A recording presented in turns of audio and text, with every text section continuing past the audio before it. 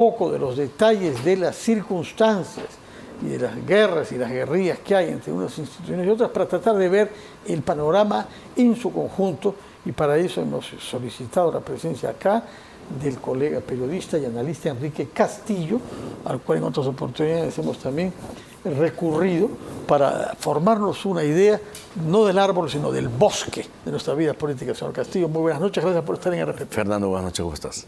¿Qué es lo que diría usted a quien pide su consejo y su opinión sobre la evolución política en nuestro país? Que estamos viviendo una situación bastante inestable, que ha pasado, digamos, con cierto nivel de manejo, una ola muy fuerte para la Presidenta de la República, pero que eso no significa que la Presidenta tenga tierra firme, sino que al contrario, debería preocuparse un poco de lo que puede venir en adelante, porque lo que a ella le ha ocurrido, sea desde los Rolex hasta los últimos acontecimientos de las investigaciones de su hermano, no significan el fin de una situación como esta. No tiene la Presidenta base política, de tal manera que puede trabajar ella, digamos, sobre la base de una arena movediza complicada. Pero además tiene al frente a un Congreso que hace con ella ser y pabilo. Y yo he escuchado a algunas personas decir que la Presidenta está secuestrada por el Congreso. Pero hay un detalle importante: para estar secuestrado tienes que, es un acto involuntario, ¿no es cierto? Sí. Tienes que oponerte al secuestro y a veces hasta rebelarte al secuestro. Pero ella no está secuestrada. Ella está, digamos, en una relación cordial, entre comillas, con el Congreso, que termina siendo de repente de mucha tranquilidad para la Presidenta y para el Congreso, pero que termina siendo muy nociva para la opinión pública y para el país en general. Primero porque no existe balance de poderes que permita que la Presidencia de la República y el Gobierno observe o se oponga a muchas decisiones del Congreso, y tampoco existe el control político de parte del Congreso hacia los ministros. De tal manera que eso termina siendo nocivo. Y digo que le da tranquilidad a ellos porque obviamente va en el camino de lo que ellos se han propuesto, que es durar un poco más. No digo hasta el 2026, porque esa sería, digamos, la intención maximalista, pero las circunstancias pueden cambiar y pueden darle otro derrotero a toda esta situación que estamos viviendo. De tal manera que, si a mí me preguntan, yo lo que diría es: vivimos en una inestabilidad que se ha convertido en cotidiana, que se ha convertido en aletargante para quienes deberían tener el manejo del gobierno, y les ha dado una tranquilidad que los hace ya bastante, digamos, resignados o bastante tranquilos, de tal manera que parece que su convicción es: no hagamos olas.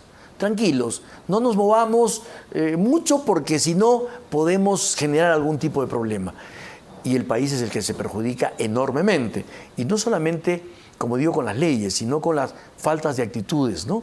Lo que está pasando a nivel de seguridad ciudadana y el Ministerio del Interior, la cantidad de ministros que cambiamos. Y no vemos que haya un Lo que plan, está pasando hasta en instituciones como la Defensoría del Pueblo, ¿no es cierto? Donde se cambian las leyes para que el defensor pueda hacer lo que quiera.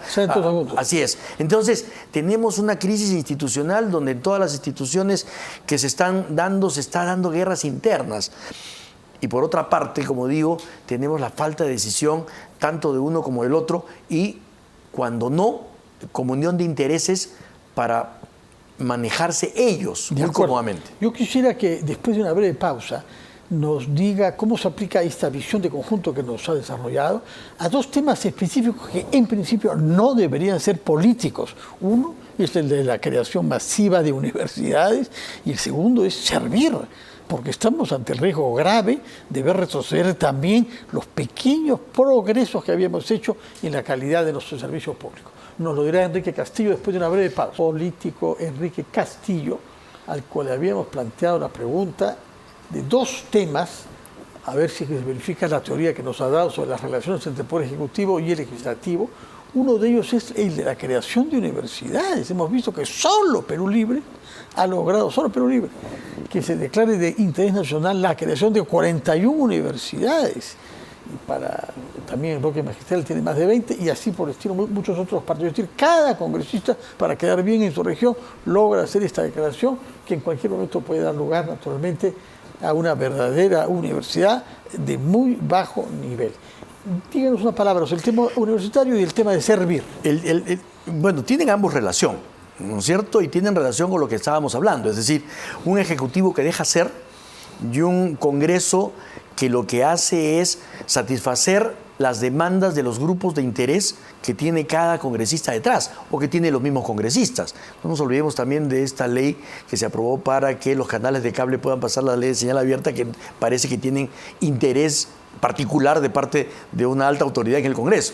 Entonces, son los pequeños intereses de grupos que están detrás de los congresistas que o están cobrando el apoyo, cobrando entre comillas el apoyo que se les dio en la campaña, o están ellos mismos estimulando la posibilidad de tener estos que son núcleos de negocio en los diferentes puntos del país. Las universidades garaje, ¿no es cierto?, fueron combatidas desde hace mucho tiempo con la intención precisamente de generar universidades de calidad. Y lo que estamos haciendo es regresando a esas épocas, de las cuales ya nos habíamos librado con el licenciamiento y todas estas cosas. Los controles que se hacían sobre la base de las universidades que no andaban bien o que efectivamente estafaban a los estudiantes, prácticamente vendiéndoles los cartones. Esa época, de alguna manera, a trompicones o como sea, ya la habíamos pasado. Y ya nos habíamos convencido que tenían que haber menos universidades, pero de calidad, que no generaran esa estafa a los padres de familia. Y ahora lo que estamos viendo es que hay un intento de regresar a eso. Es decir, de multiplicar las universidades, porque son un gran negocio, hay que decirlo. Sí. Cuando se manejan de una manera así bastante indiscriminada, son un gran negocio.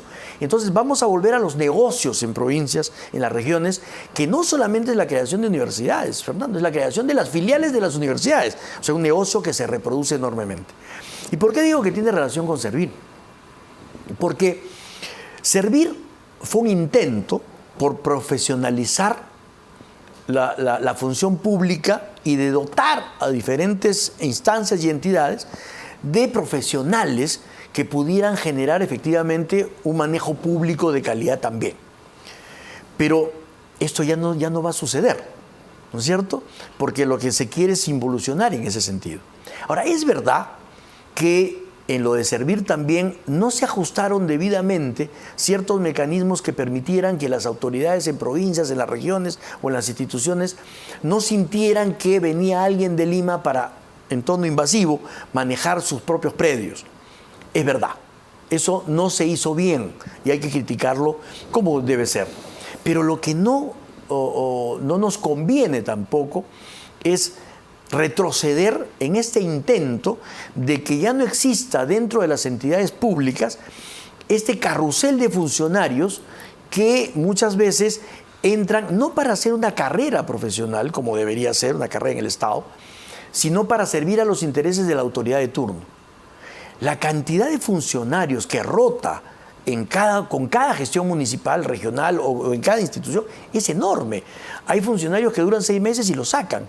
Es imposible con eso profesionalizar el trabajo, generar programas de mediano y largo plazo y que haya una carrera pública estable y por lo menos que pueda ser confiable, que es lo que necesita el ciudadano, lo que necesitan las empresas y las instituciones. O sea, organismos públicos confiables que pudieran respetar no solamente los procesos, los programas, los proyectos, sino también todo el mecanismo que se presenta. Vamos a entrar entonces en un regreso a la informalidad en el sector de educación de las universidades y a un regreso de la informalidad en el manejo de la cosa pública. La paradoja es que, pese a esta realidad institucional y política, hay un relativo optimismo económico. Lo hemos visto en la apertura del simposio sobre minería que ha tenido lugar hoy. Es cierto que se nos dice que el precio del cobre ha aumentado en 31% en lo que va del año. Y el oro también aumenta. Nosotros producimos cobre y oro. Y luego se dice que quizás nuestra tasa de crecimiento superaría el 3%. La inflación ha bajado mucho. Naturalmente estamos ante las cifras atroces de la pobreza.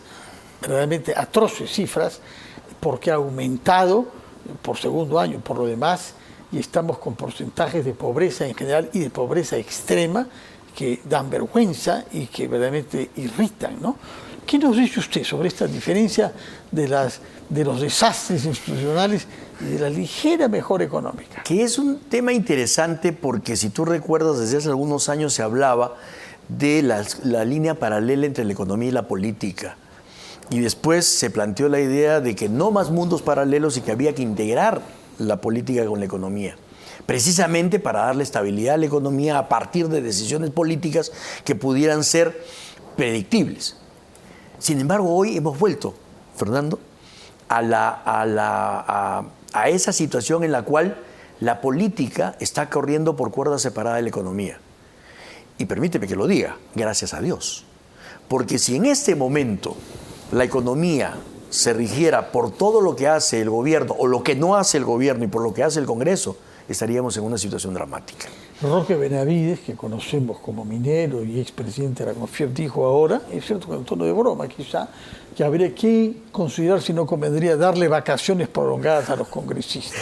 Porque efectivamente la sensación que se siente es que a pesar del Congreso y a pesar del gobierno, la economía va dando ciertos números más o menos positivos. La institucionalidad del Banco Central de Reserva y el manejo que el Banco Central de Reserva ha hecho, felizmente sin que se mete el gobierno, ha permitido controlar la inflación y que ya esté dentro del rango meta. Eso es importantísimo. Por supuesto, sí. Pero es un trabajo silencioso, pero muy bueno del Banco Central de Reserva. Entonces, si el Congreso o el gobierno se metieran a cambiar directores, a hacer cambios, malograrían todo. Por eso es que en este momento, yo insisto, doy gracias a Dios de que hayan cuerdas separadas y que la política, que cada vez viene siendo más aislada, Fernando. Si tú te das cuenta, la opinión pública cada vez está más desinteresada del manejo político que se está haciendo. Pero hay un punto en donde nos golpea de todas maneras el fracaso político, que es la inseguridad y la criminalidad. No se ve un capitán a bordo, no se ve un plan de acción contra grupos muy bien organizados y que crecen. Bueno, y un tema más, ¿no es cierto?, que es dentro del manejo económico, el manejo que se hace de la economía desde el gobierno con estas transferencias a los gobiernos regionales, que en muchos casos no tienen los efectos que se quisiera. Entonces, la inseguridad lo que genera no solamente es, desgraciadamente, las muertes, ¿no es cierto?, el miedo, y que la gente vive enrejada en lugar de que los delincuentes sean los enrejados, sino que genera justamente también en el lado económico un enorme perjuicio. ¿Cuánto es el costo que genera el poder, valga la redundancia, generar medidas de seguridad para las empresas, para los ciudadanos? El costo es enorme. ¿Cuánta inversión no se hace o es inversión que se pierde o se retrae porque las empresas están extorsionadas o porque no pueden entrar o porque hay zonas que son prácticamente liberadas? Se dice que en Puno la gente camina con un arma en ciertos sectores de Puno por donde quiere. Entonces, la inseguridad no solamente tiene un efecto humano y social, tiene un efecto económico enorme y frena el turismo, por ejemplo, frena la posibilidad de una reactivación económica en muchas zonas. Conversaba el otro día en Chiclayo con el gerente de un hotel que me decía, la gente no viene. Y yo le decía, sí, pues hay dos razones por las que no viene. El miedo al dengue y el miedo a la inseguridad en el norte. Y que no hay agua, como está suciendo en Piura, en zonas turísticas, no hay agua desde hace varias semanas y aparentemente no se ha hecho ningún esfuerzo. Entonces, ahí hay un tema grave que lo que le corresponde al Estado, que es la seguridad, y justamente el desarrollo de los servicios básicos, no camina. Sí. Sin embargo, el ámbito privado sí camina. Una pregunta final al experto en comunicación, que es usted, periodista de larga data, por lo demás. ¿Es una buena idea tener a un vocero como el señor Hinojosa? He leído por ahí algún comentario que dice, queremos explicaciones, no voceros. A ver, el vocero es básicamente un tema de los gobiernos anglosajones, ¿no es cierto?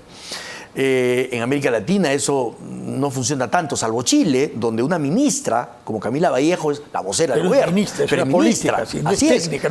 Exactamente, es una política que además da la cara y funciona y participa en las decisiones del gobierno, que es lo que debería hacer acá el primer ministro. Entonces, yo escuché a muchos decir que era una buena idea y que había que darle el beneficio de la duda.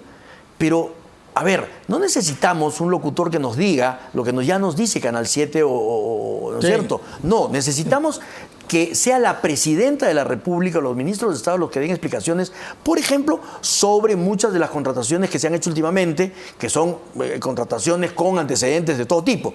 Entonces, esas explicaciones se necesitan de parte de quienes toman la decisión en el sector, y no que tienen que enfrentar su propia decisión. Señor Castillo, muchas gracias por su presencia y por las explicaciones que nos ha dado con la búsqueda de equilibrio que lo caracteriza. Muchísimas gracias. Muy buenas noches y hasta pronto.